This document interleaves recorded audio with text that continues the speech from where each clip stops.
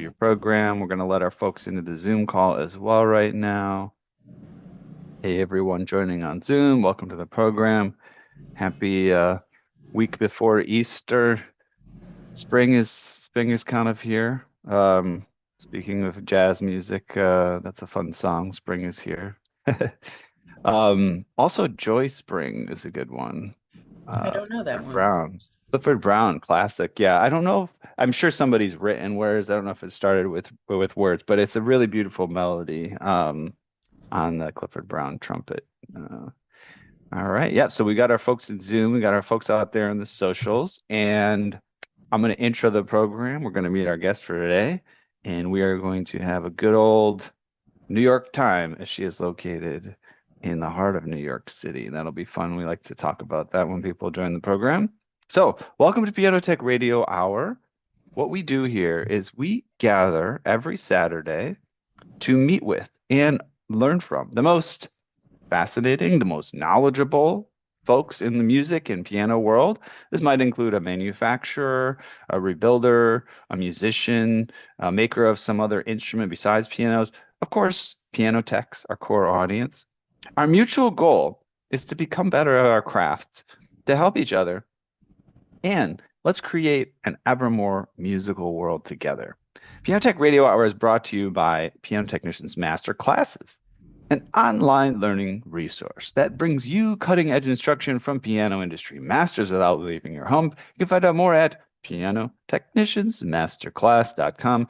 You can also subscribe to Piano Tech Radio Hour, just $16 a month. Hey, get direct access to each week's private Zoom call, as well as archival recordings of over 200 episodes in our member area. Join using the link bit.ly/joinptrh, bit.ly/joinptrh. We have a wonderful audio-only version of the program at pianotechniciansmasterclass.com. That's a podcast, as they say these days.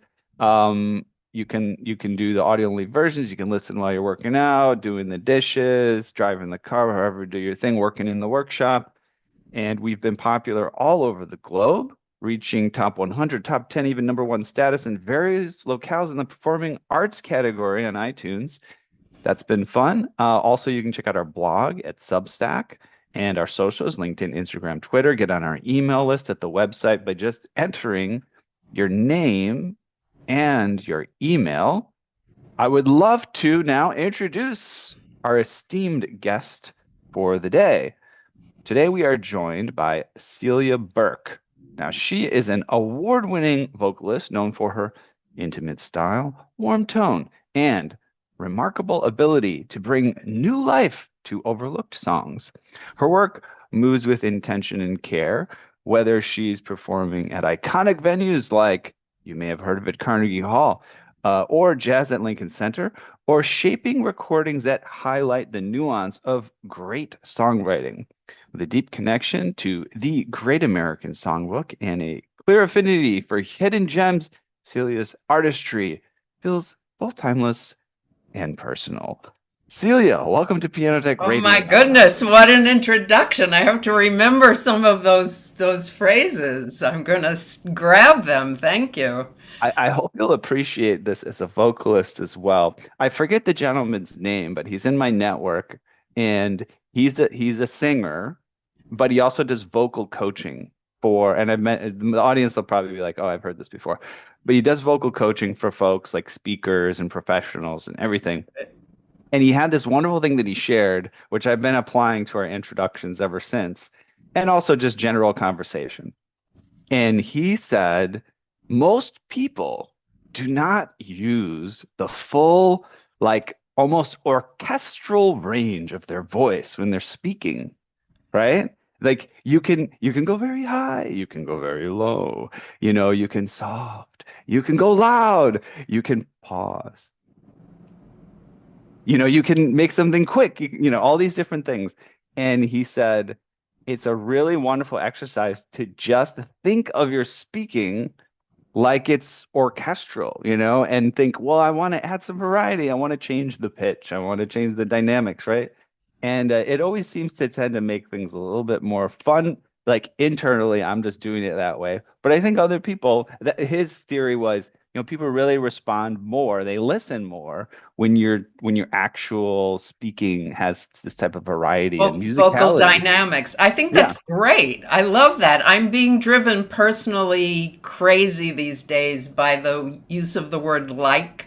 How many people talk and then they go like it's this and it's like that, and it's contagious. If somebody says it, the next person starts to use it. And I will sometimes try to help a person eliminate that from Ooh. their speaking because it makes me crazy. It's so distracting. And I will try to use a musical analogy, especially if I know that they know music. And I'll go, just think of it as a rest note or a silent note.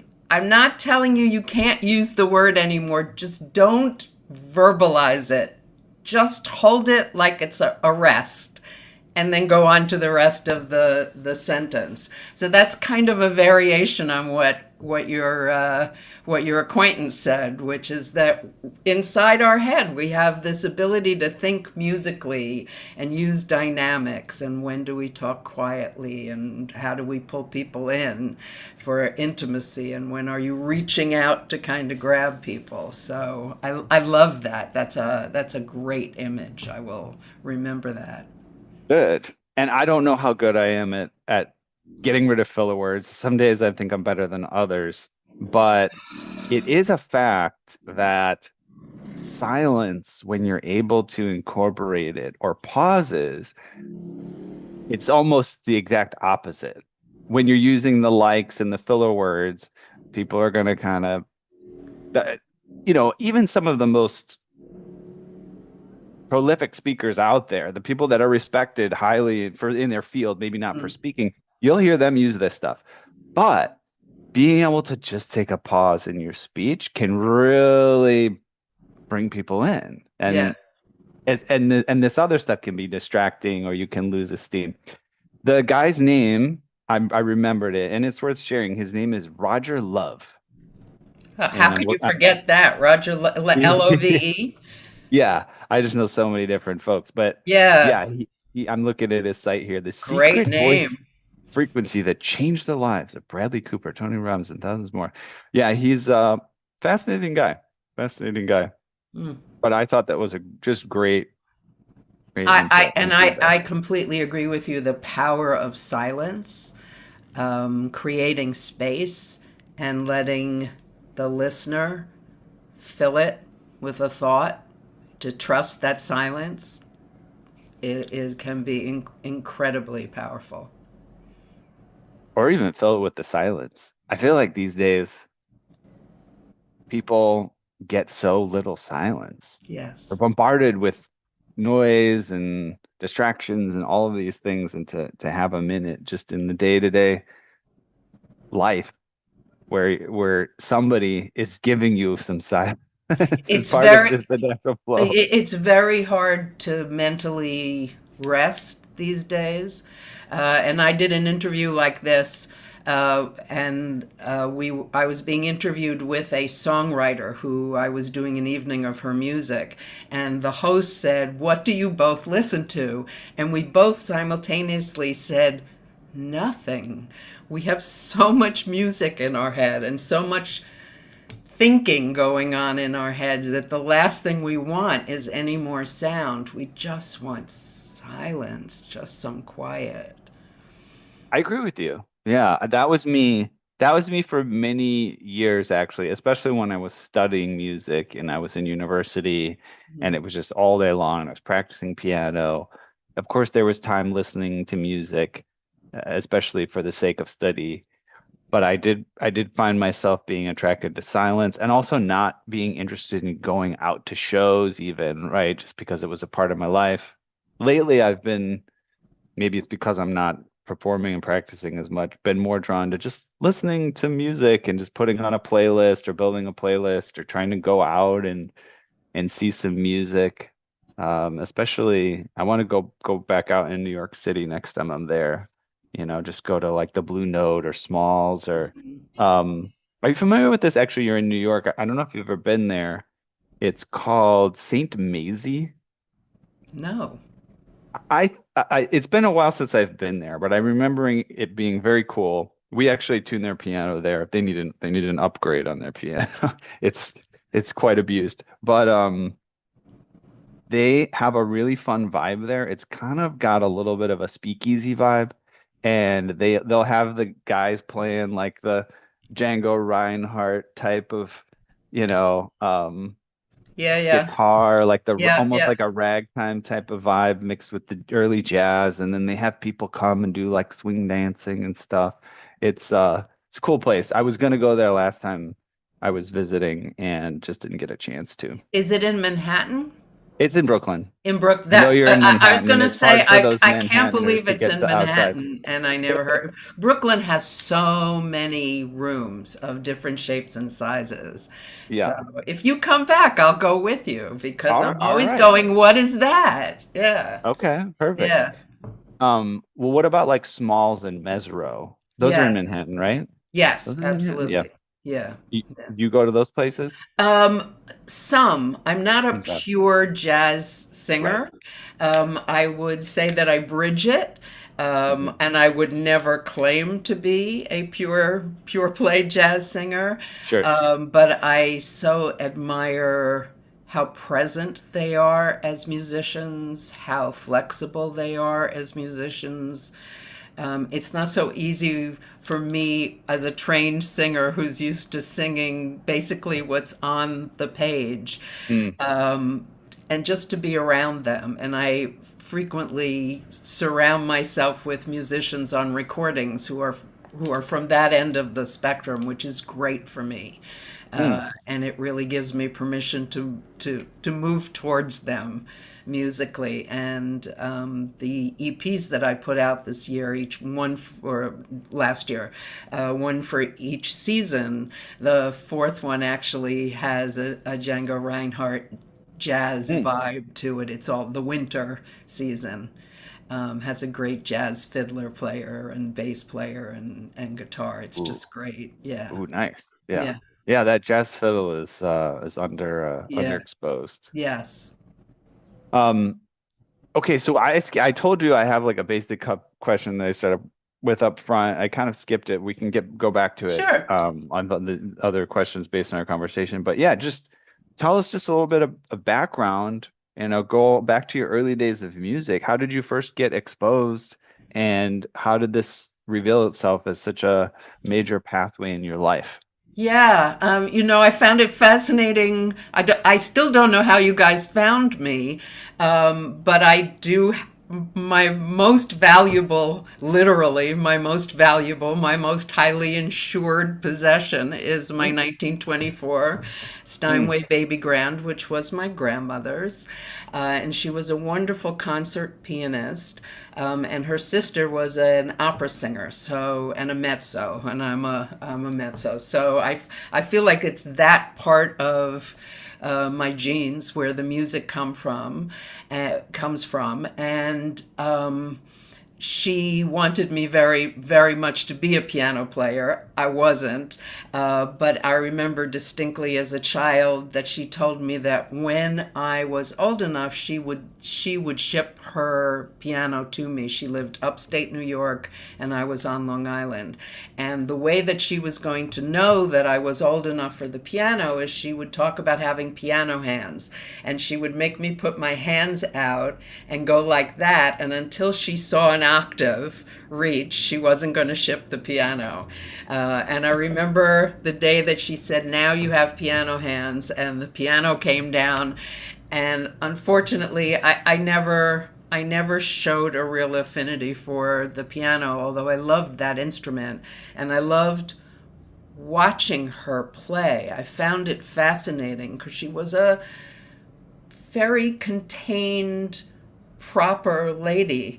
But when she sat down at the piano, what happened to her and what happened to her hands and how lightly they went across the keyboard, and I hope that I do something like that sometime vocally, but I could never mm. do it with these. Mm. But she most definitely instilled the love of music in me. And from high school on, I was taking voice lessons with professional voice teachers in New York. One of my parents' friends would give me their Long Island Railroad commuter pass, monthly pass, and I would use it to go in and out every Saturday. And the conductor would look at me like, "This isn't your monthly commuter pass. You're like 12 years old. This can't possibly be." But they always, no pun intended, gave me a pass. And um, I would go in and I would have voice lessons. And I then got a degree, a BFA in theater. Came into the city formally and realized I wasn't a starving artist. It wasn't the way that I hadn't like figured out that part of it. And so I told myself that I quit everything. And I went off and had a corporate career. And then about a little more than 10 years ago, I decided I wanted to go back to performing and I wanted to sing. And I told my voice teacher that I wanted to sing. And that was the moment when I realized that I was still singing. That even though I had told myself that I was quitting everything, I was still taking a voice lesson every week. I had a corporate career. I was a manager, director, vice president, senior vice president, executive vice president. People could see in my briefcase music sticking out. Everybody knew that I sang, but they never heard me. And I went, oh my God, I've been singing all this time and I didn't notice, because to me, it wasn't a conscious decision. It's kind of like breathing. And if there ever comes a point in my life where I cannot sing, I think I'm done. I can't imagine a life that doesn't include my ability to make music, whether it's for myself or to share with other people. So at that point, my voice teacher, who'd been trying so hard to get me to sing, do something with it, was so thrilled. The door that was open to me was cabaret, because you can go through it. Nobody can stop you. If you can organize it and fund it, you can do it. And I started to sing and I started to win awards. I won several debut awards. I called myself the world's oldest debutante. And I started to record. And when I got into the recording studio, that I realized where I was headed all along. It's really my happy place. And then to be able to find what I call hidden gems by great songwriters, and to have the ability to be in New York City and tap extraordinary musicians, and all I want to be is one of the musicians in one way or another. And so when they signal to me that they feel that I belong, I'm in my happy place. But I could never have predicted that I would come in some way full circle, but I never started out to be a singer. It just was sort of embedded in me, and it was always there. And it was sort of, the gods were waiting for me to like realize that that's who I was, that I'm a singer. Well, it's a beautiful story. Yeah, I feel like one of the things, I'm a creative person. I also am various professions, varying degrees of creativity and Yeah. business and things like that. And I would say, I don't know if you resonate with this, but I keep running into this, or I feel like it's part of my, mission, whether I like it or not, is I think generally not just you and I think people need and crave more of a couple of things in their lives. One of them would be just personal creative expression, being able to like do things that are creative, or somehow artistic. If maybe you're not generative, but you're playing some music or something. And also get out and participate in live things, Yes. like go out and see live music or dancing or And whatever. theater. I go to the theater all the time, and tomorrow I'm off to the Metropolitan Opera for 5 hours of Tristan and Isolde. You're in the heart of New York City. I Hmm. completely agree. It's what says we're alive. We're alive. And the thing that I noticed though is it's very hard to know that you need that. And it's very easy to say no to it, and say, "Oh, I'm feeling, I'm feeling bored, I'm feeling lonely, I'm feeling this or that." And the answers these days are so much at your fingertips, but they're not exactly the right answer. Oh, you're bored? Turn on Netflix, you don't have to Yeah. go outside. Why would you need to go, but turn on the Netflix, I'm feeling one of the things I thought of was the vocalization and how much it feeds you. There's if you study the human body and brain and all of our various systems, the nervous system, you've got the vagus nerve, Yes. and it's so essential to they call it the sort of rest and digest system, your digestive system health, your emotional health, your ability to self-regulate between kind of a fight or flight state and a kind of a rest and digest state. There is strong evidence that singing and vocalization helps regulate that system. But people are not doing that. And those systems are dysregulated, and they're going to the doctor. And I'm not going to try to have all the pretend to have all the answers, but oh, you give me an antidepressant. Yeah. Well, maybe you But could take some singing lessons, and it might do singing something similar. singing releases endorphins too, and Absolutely. in the middle of my corporate career, and especially during the COVID and coming out of the pandemic, when I continued to do work from home in this kind of setting, I would sit here for 8 hours at a time. And at the end, I would go, all right, and now I'm going off to release endorphins. And I would Mm. go and sing and Hmm. vocalize. And Hmm. I'm carrying it around in me. Nobody, fortunately for me, I don't because my piano playing is so bad. This is my instrument. So I can go wherever I want Mm. and do whatever I want. And in terms of live performance, to your point, there's something there's something very moving about the idea that there will never again be this particular set of circumstances.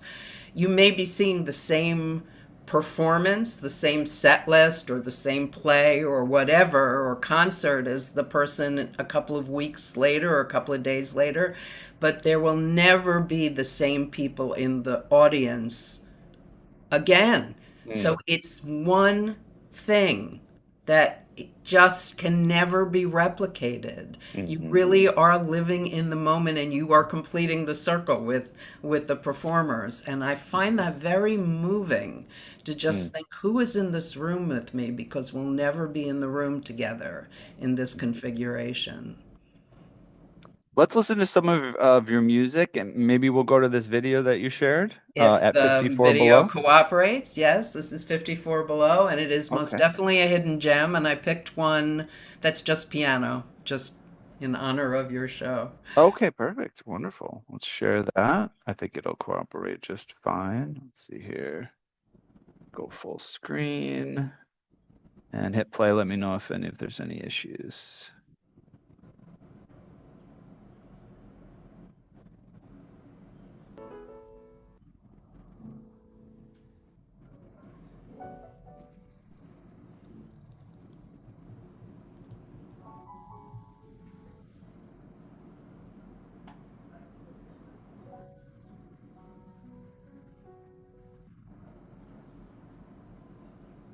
I searched for love like someone stumbling in the dark. I came so close, and yet I always missed the mark. My phantom love would always run away and hide, but how I tried. Oh, how I tried. The one night stands, the love I never used to feel, the broken hearts of men to whom the love was real, the pang of guilt, the bitter flavor of regret, until we met, until we met.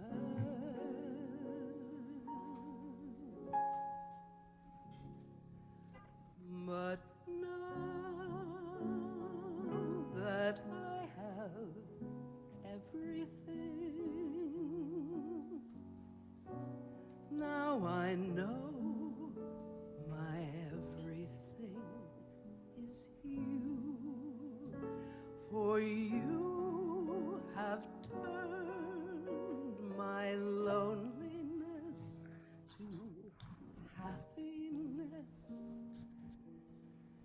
Now what I have at last is everything. I used to gaze into the mirror of my mind, and what I saw was neither flattering nor kind. My sense of me was very gray and rather small. I didn't like myself at all. But when we kissed, when first I looked into your eyes, I saw me there, someone to look to and to prize. What you reflect has brought new meaning in my life. How I have grown since you're my own. For now that I have everything, now I know my everything is you, for you have turned my loneliness to happiness. Now what I have at last is everything. My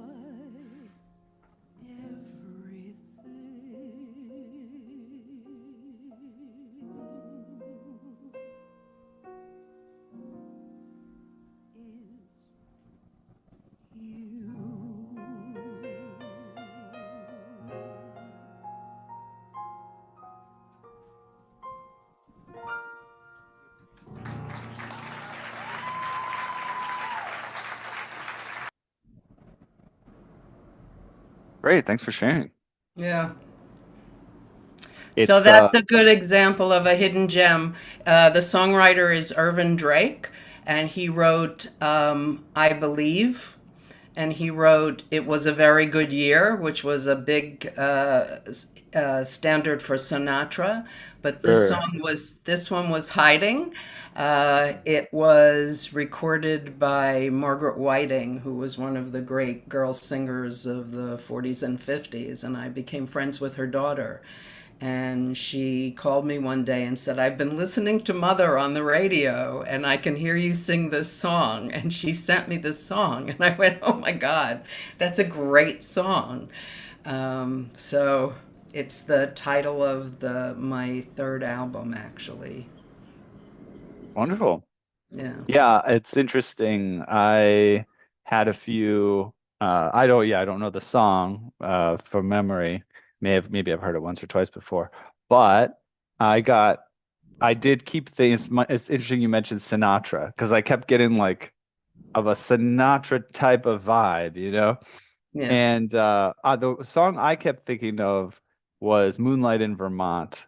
Well, Oh, that was Margaret Whiting's great hit. So you just did a okay. mind meld straight to her. If you look up Margaret Okay. Whiting, Moonlight in Vermont, that was Okay. her biggest hit. So All right, nicely interesting. done.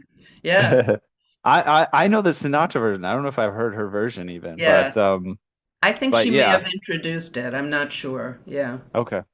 Yeah, so yeah, you do a great job of kind of um delivering a little bit of like classic crooner type of styling, and it very feels very authentic, like you're kind of jumping out of I went to uh I've only been to Montauk. You've probably been to Montauk a few times, but have you been to Montauk? Just a few times, As not a few not times. frequently. Yeah. I went there once, and the only time I went there was just kind of like on an impromptu trip. I was living in Brooklyn, and I just wanted a little quick getaway. And I said, I'll go to Montauk. That's supposed to be an interesting place. I took the train there, but it was in the middle of the winter, and Montauk is dead. Absolutely, everything Actually, closed. that's when I was there too. It was great. It was empty. Yeah. It was empty. Yeah, there was something nice about it. It was very calm, and like you could go to the water and just like and enjoy the view by yourself or whatever.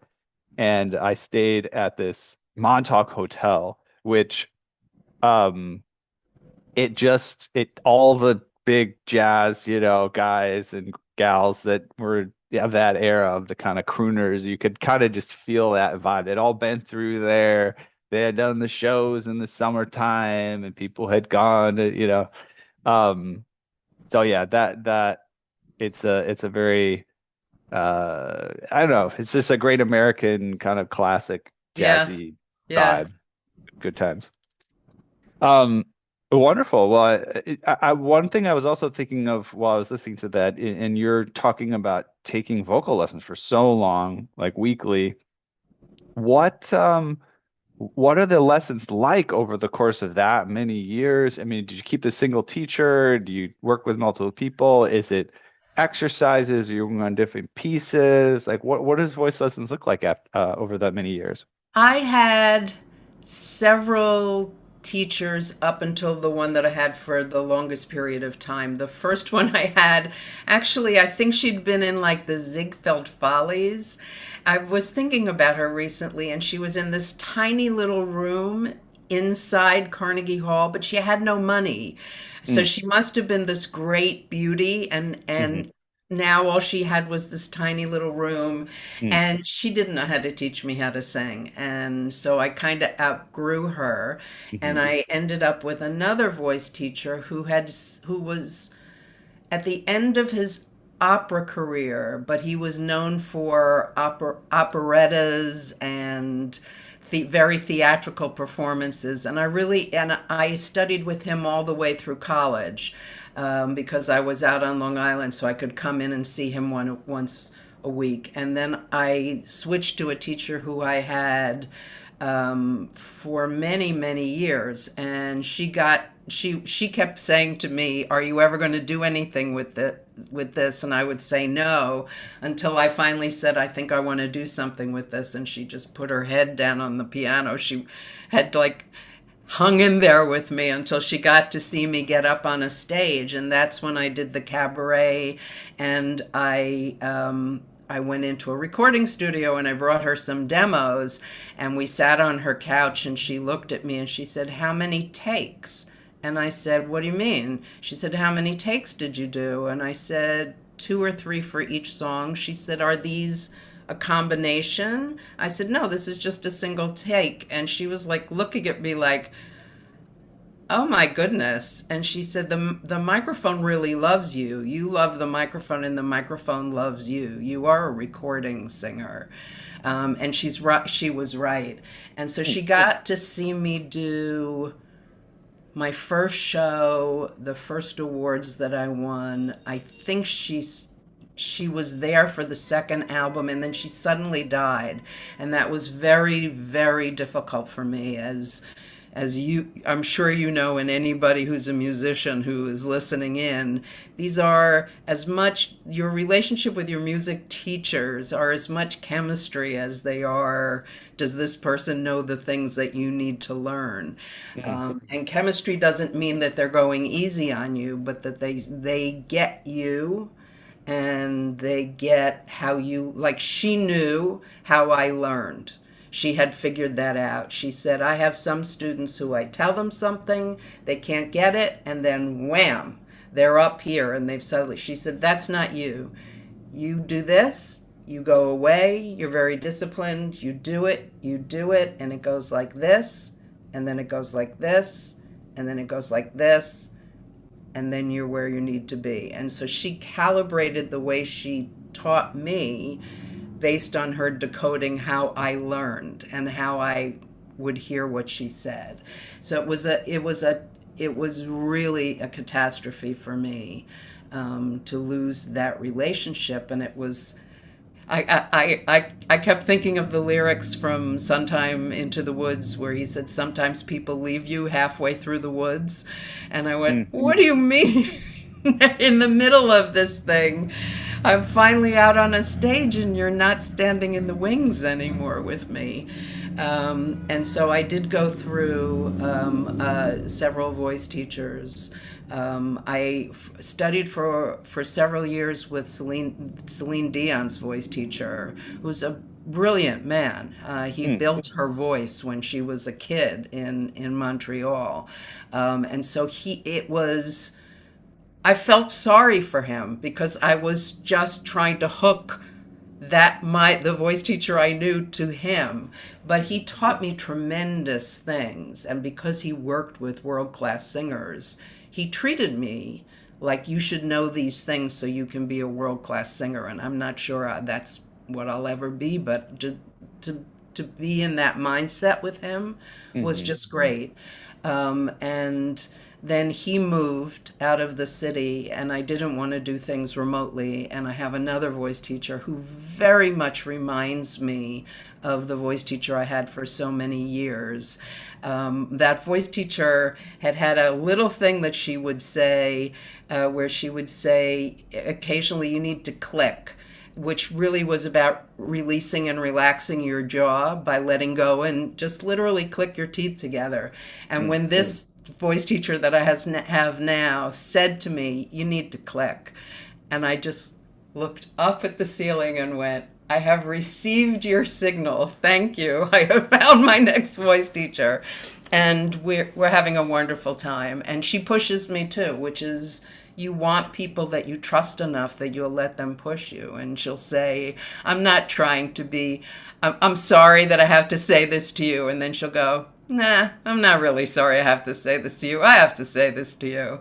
And to get to that point where it can be done with humor and where she's doing it because it's the right thing, because she thinks I can do it. Sort of like the musicians in the studio. If they think I can do it, then I guess I better figure out how to do it. Is really great. But teachers are everything, really everything. I'm just curious because I don't spend a lot of time with vocal lessons. I've thought about it. There's so many. I'd love to take so many different lessons. I'm just so curious, and I don't have time for it. But that is one thing I would love to do, is do vocal lessons at some point. What are some examples of things that feel like pushing, like you're talking about? Is it going in a certain range? Is it taking on a certain character to your voice? Like doing a certain piece? What are examples of things that feel like you're pushing your edge there? My voice teacher now, I think it partly has to do with the age that I'm at now. She felt that I was unnecessarily heavy on the bottom, so that I would hit the bottom really hard and then go up. And so we worked on that over time. She got like that other voice teacher that I had to be told things multiple times. Telling it once didn't work, and that sometimes you have to say it to me in another way. There's something about placement where she believes the sound should be. So we've been working on things about placing the voice almost like you're going through a straw. Things about relaxation. As my voice has gotten, I think, heavier, a little bit darker. Things about what you're doing with your jaw. Every singer is in battle with their jaw and the tension in their jaw. She gives me an enormous amount of vocal exercises, which is absolutely fine with me. I never had a voice teacher who gives me so many vocal exercises, which is great. And so I had things that I was preparing for these EPs that I did last year, and they each had some little problem for me, something that I hadn't done or hadn't done well before. And she would give me a series of vocal exercises to take away and work on. Mm. So there's Interesting. there's that. Yeah, it really depends on what we're working on and what we're trying to balance out. She pushes me on pitch. I don't think it's an issue anymore, but I think when I was in between teachers, bad things happen when you're in between teachers and nobody's paying attention, or you've only been on Zoom during a Mhm. pandemic. And so Mhm. she was all over pitch there for a while. And I couldn't hear it. I just couldn't hear that I was slightly under occasionally. And she would just poke and poke and poke. And as she said, I don't hear it anymore, so you've solved it. Right. But you can drift if somebody isn't watching you. Yeah. I think I get the general theme is you basically develop habits and they Yeah. feel good. They feel right because you've been Yes. doing it that way, whether it's the pitch is off a little bit, but you feels great, or the sound quality could be better from if you hear it from the outside. Something if you just did this, but internally your body's going, I'm making the best sound No, quality the I can, reverb right? in your head is just fine. And I'll say, but that sounds like a really light sound to me. And Hmm. I'll pick up my phone and we'll record it. And then she'll Hmm. go, now listen to it. And I'll go, oh, Got oh. it. That's not what I'm hearing in my head. She said, I know, I'm out here. I'm telling you Hmm. what it sounds like out here. And when I'm sitting, it's in a complex of studios, and I can hear all the students are working on basically the same thing with Mm. whatever teacher is the right chemistry for them. There's an analogy there with the concert piano actually, because when you're tuning a piano for the concert stage, Mm, like a Carnegie Hall or yeah, something like that, to the and also just even performing, you play an electric instrument, you got your amps up on stage or whatever. The sound of that piano in the concert hall, when you're sitting in front of it and you're the player, you go, whoo, this is really bright. Oh my gosh, we need yeah, to, we yeah, need to tone this down a little bit. Oh my gosh, it's so intense, right? But if you go out in the hall, you go, oh wow, it needs to cut through, right? So you can sit in front of one of these pianos that's sounding good in a hall, and you can be like, oh, I don't know if I like the sound of this, right? But you're right there. You're not the listener, you're the right. player. So you kind of have to get used. I think as all musicians that perform, and even like this, what we're doing, if you're like a podcaster and you're talking, you have to get used to the difference between your self-perception locally and what people externally are witnessing. And you kind of have to adapt and get the thing that feels weird locally to feel right, just kind of intuitively knowing that it comes across better externally. And I that's love just a that. human thing. Yeah. That's fascinating to me. That really is. And I have the person who's been the co-producer and usually the engineer on all my recordings. We've been working together for like 10 years. It's the same concept. Obviously, an engineer, he's a sound designer. He lives in the world of sound, but he knows me too. And I think the other common denominator in what we're talking about is trust, that so they know me, they know my sound, and they know how I think, and they know how I process, and I know them, and I know that their only goal is to make me sound like me on my best day. And he will occasionally in the recording studio, I'll start a take and he'll go, I'm going to stop you right there. Because when you hear the playback, you're going to tell me to erase it. So let's just stop it right there. And I'll go, okay. And I instantly trust him and he'll tell me what it is. It could be, it's too small, or it's not centered in some way, or it sounds like you're still warming up or whatever, or let's switch to something else and come back to it. But it's a trust on both sides. And when those teachers and that engineer tell me something, because I trust them and I respect them, I believe that they are trying to help me. And I also receive it as they think I can do it. They think Mm, I can do it better. That's a mm, compliment. I don't want you to filter that out. I want you to tell me that I can do it better and then give me a safe place to figure out how to do it better. And that to me is as fun as anything else, is solving those problems and mm, finding those things, or a note comes flying out that wasn't releasing in some way. Oh my God. And slight tangent, I've started taking Tai Chi, and the Tai Chi teacher actually has a baby grand in his living room, and he plays classical music every day. And so after about a month or so, I would come for a private class, and I came back and he said, I love teaching musicians. And I said, why? He said, because musicians like to practice. They mm, go away, I teach them something, and they go away and they practice it.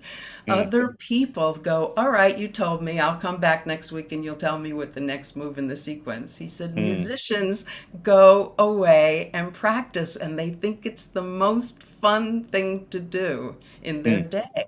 And I went, oh my God, that's right. I love to practice. I mm. love it.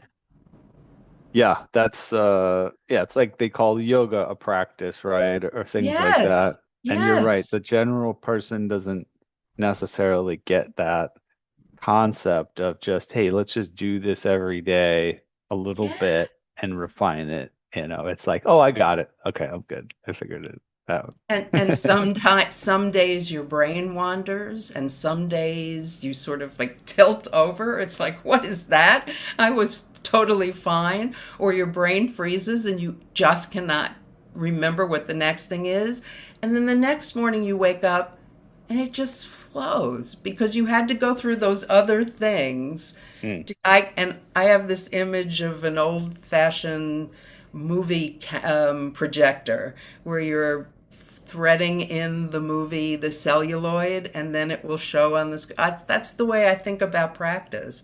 I'm mm, trying to load it in, make sure it goes into the sprockets line up, and mm, eventually it's going to play smoothly, but it's not going to go right away. And mm, that's part of the fun of it, is to figure it out. It's a mm, little mystery. And then what is the song about? And what is my version of the song that nobody else would sing? No one else would sing that song that you showed the way I do. It doesn't mean that it's better or worse. It's just, it's my version. mm. Yeah, no, I appreciate that. And with the practice, you're laying down the neural pathways and you got Exactly. sleep in between, It's the sleep and trials and the that helps. sleep and the water. It's sleep, water, and walking. When I'm learning lyrics, and maybe neurologically, I have to walk to learn lyrics. So Hmm. lots of people have said they see me on the street and that I'm talking to myself, and I'll go, I'm not talking to myself. I'm learning lyrics. Yeah, I've been doing that recently. I was trying Yeah, to there's learn a song. I something was about your body moving. Mhm. I've read a little bit about that. Mm. Mm. Yeah, I mean, definitely the motor system and the sort of our musical brains are deeply connected. You've got the cerebellum is a part of your brain that's kind of responsible for some of those basic instinctual movement patterns, walking and things like that. And they also get activated when we're experiencing music, especially the rhythmic aspects of it.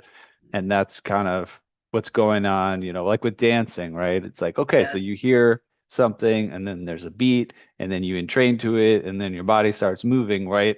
It's activating sort of in a reverse fashion. It's coming top down and it's saying, "Oh, we're going to grab this system that generates walking movements, and get it activated from a top down Mm. direction."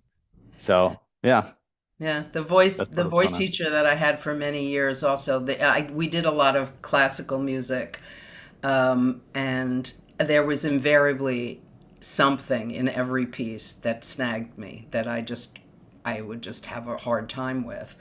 And occasionally, at some point, she would take the music off of the piano, close it, hand it to me, and say, put this in the oven and let it bake. Meaning, stop grinding at it, let your Mm, brain do its thing, mm. put it away, we'll work on something else, and then we'll open it back up. And it never failed that when we opened it back up a couple months later, I would go sailing through it. Um, to your point, there are all these things that are going on behind the scenes that we don't necessarily fully realize or even sense consciously, but it's in there, working on something. We have just a handful of minutes left of the program. I do want to wrap it about the hour, maybe Mm. go 5 minutes later. There's sort of one thing that I kind of a question that I did want to address just because out of curiosity.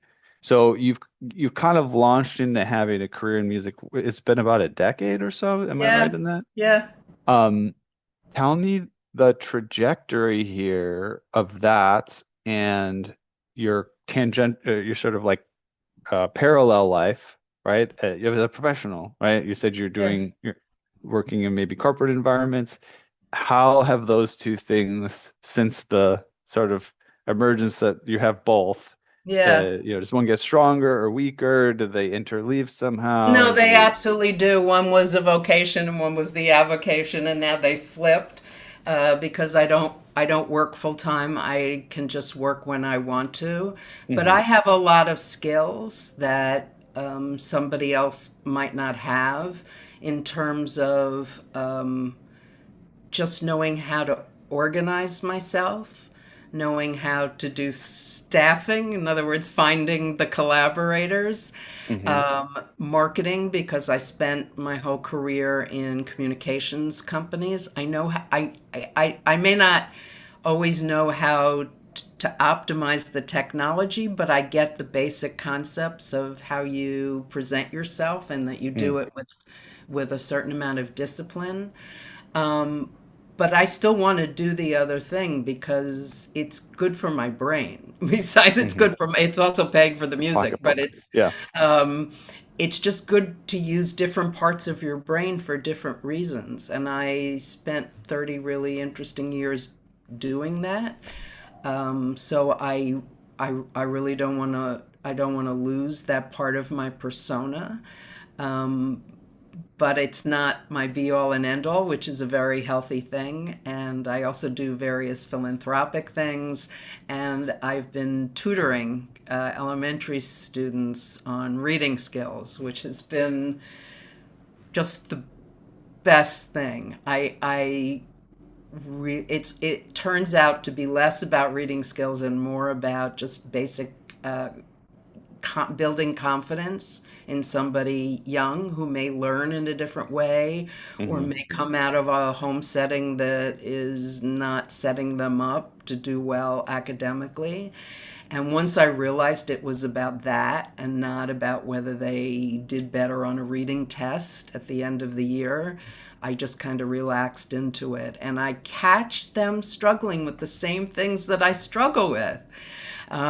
And I go, wow, look at that. We all do this. We get frustrated with ourselves and we talk ourselves into things and we talk ourselves out of things. And had one student who I just pushed him a little too hard. I didn't catch that I was doing it. And he said, "You're stressing me out."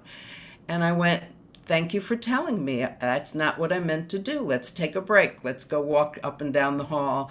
And I went to my tap class the next week and she pushed me too hard and I couldn't get it. And I came back the next week and I said to the student, and she pushed me too hard. And I said, "You're stressing me out." And I said, "You taught me that." And he said to me, "I did, didn't I?" Yeah, that's great. Yeah, no, it's very humbling, and it just sort of brings you back down to who you were as a child. Mhm. Yep. That's a tough dichotomy too. I mean, I certainly have to deal with that in all sorts of situations, and yeah, I recognize feeling that as well, right? Yeah. People have their limit. The way that I thought about it, I'm actually subtly nuancing my approach to this as time goes on because you can go wrong in both directions. You can be too soft. You can have those personalities where they keep saying, "Oh, you're pushing me too hard. You're pushing me too," and you're Yeah. like, "You know Yeah, that what? I wasn't think we what were I pushing was you the right pushing amount." him too hard. He was Yeah, slightly, he had like a little hysterical bubble coming up. Yeah. yeah. But then there's the other extreme, and striking that balance is definitely complicated. And I think the most salient thing that's coming to me about it right now is the issue is you never really know someone else's context and background, right? So the thing that comes out for me is I was teaching in over there at Hunter College. I was teaching a statistics class in undergrads, and I had this guy who was a teaching assistant for me, and he just was doing a bad job at a certain point, and I took him aside and said, "Hey, we got to do better, like this and that." And then he said, "Oh, I'm sorry. Maybe something was late at some point. Hey, we got to talk about this."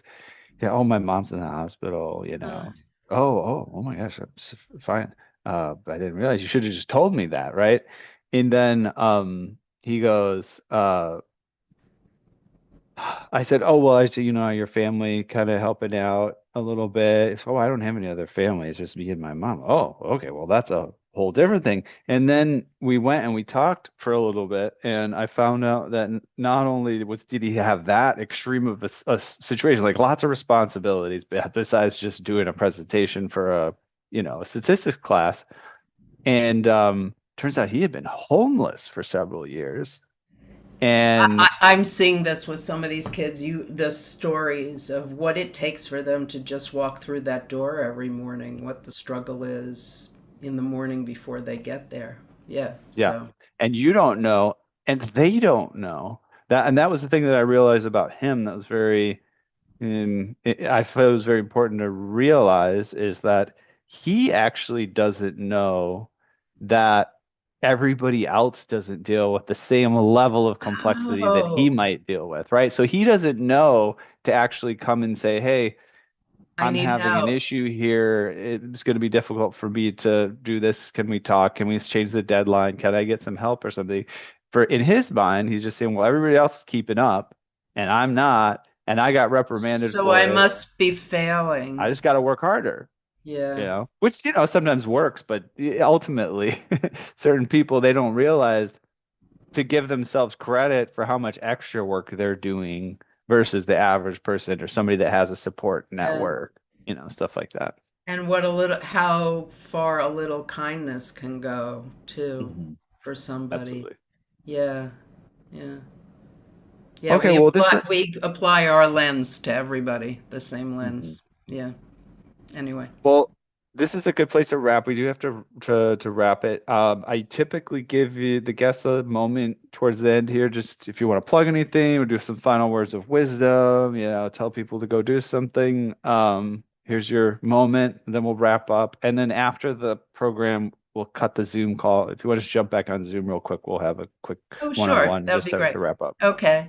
Um, well, as I've been mentioning, I had a series of EPs that dropped last year. They're called Four Seasons of Song, Mhm. spring, summer, autumn, and winter. They will be re-released in album form this fall, but they're currently on all the streaming platforms. And I also have song notes because I love the history of every song and credits on my website in a recording section. And my website is Celia, Celia Berk, Berk.com. And I hope that if you're interested, you'll go and find something that catches your ear and that you enjoy. Find a favorite. Find a favorite. Yes. Wonderful. All Thank you right. so Well, much. Yeah, I yeah, learned some thanks. interesting things. I really enjoyed the conversation. Thank you. Good. Well, it's been a pleasure to have you. I'll do our outro. We'll sign off, and like I said, I'll see you back here in a minute. We have reached the end of another musical journey here at Piano Tech Radio Hour. Of course, thanks to Celia Berk, our live audience, anybody that's catching us right now live, for joining us today. As always, we are brought to you by Piano Technicians Masterclasses, cutting edge instruction from piano industry masters without leaving your home. If you joined us today by just signing up for this session individually, hey, make your life more convenient. Subscribe to Piano Tech Radio Hour, just $16 a month. You get the recording of today's session in a member area, as well as automatic registration for each week's new session. Sign up at bit.ly/joinptrh, bit.ly/joinptrh. Don't forget about the podcast, the blog on Substack, the socials, LinkedIn, Instagram, Facebook, Twitter, and sign up for our email list at the website with just your name and email. And we will see you all again next week. That'll be Easter weekend. I'll keep you updated.